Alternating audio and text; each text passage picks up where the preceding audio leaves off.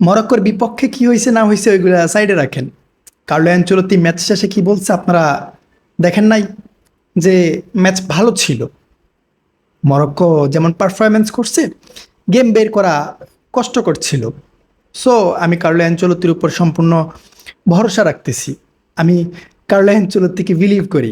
উনি in future মানে সামনে যে ম্যাচগুলো আছে ওই ম্যাচগুলোতে আমাদেরকে ভালো কিছু উপহার দিবে।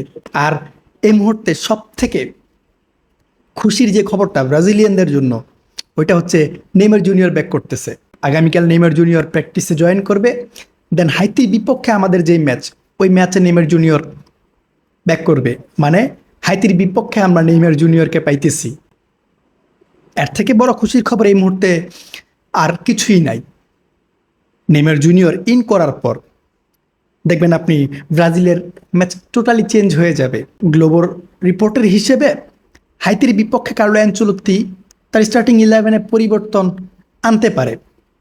এখন পরিবর্তন আনতে পারে বলতে আমরা বুঝতে পারতেছি অ্যাকচুয়ালি কোথায় পরিবর্তন আসবে। হয়তো আমাদের রাইট ব্যাকে পরিবর্তন আসতে পারে, হয়তো আমাদের অ্যাটাকিং মিডে পরিবর্তন আসতে পারে, হয়তো আমাদের সেন্টার ফরওয়ার্ডে পরিবর্তন আসতে পারে, হয়তো আমাদের রাইট উইংয়ে পরিবর্তন আসতে পারে। আমাদের যে পজিশনগুলোতে মরক্কোর বিপক্ষে যে পজিশনগুলোতে ব্রাজিল মিস্টেক করছে, কার্লো অ্যানচেলত্তি মিস্টেক করছে, ওই পজিশনগুলোতে Carlo Ancelotti I think change নিয়ে আসতে পারে। এখন যদি নেইমার জুনিয়র স্টার্ট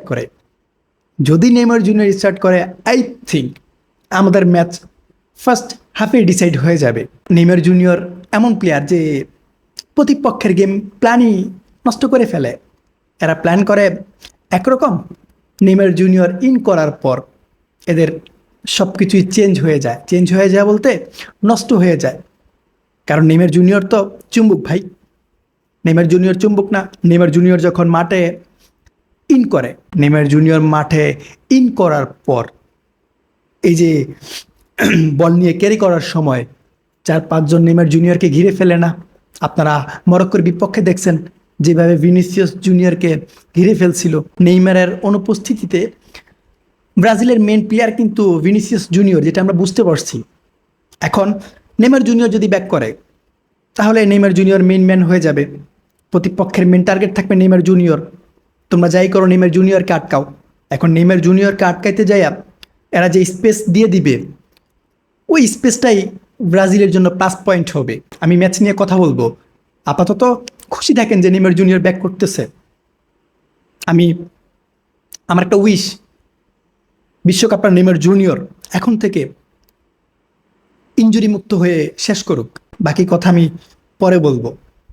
আপাতত নেইমার জুনিয়রকে আমরা পাইতেছি, এটাই অনেক কিছু।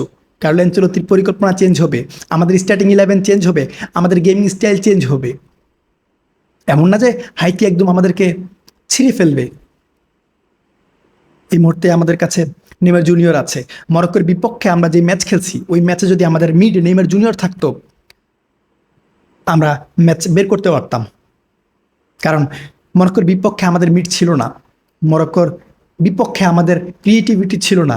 আমাদের কাছে ট্যালেন্টেড অনেক প্লেয়ার ছিল, বাট ওই যে ট্যালেন্ট কাজে লাগাবে ওইরকম কোনো সিস্টেম আমরা দেখি নাই। ট্যালেন্ট ছিল বাট কাজে আসে নাই।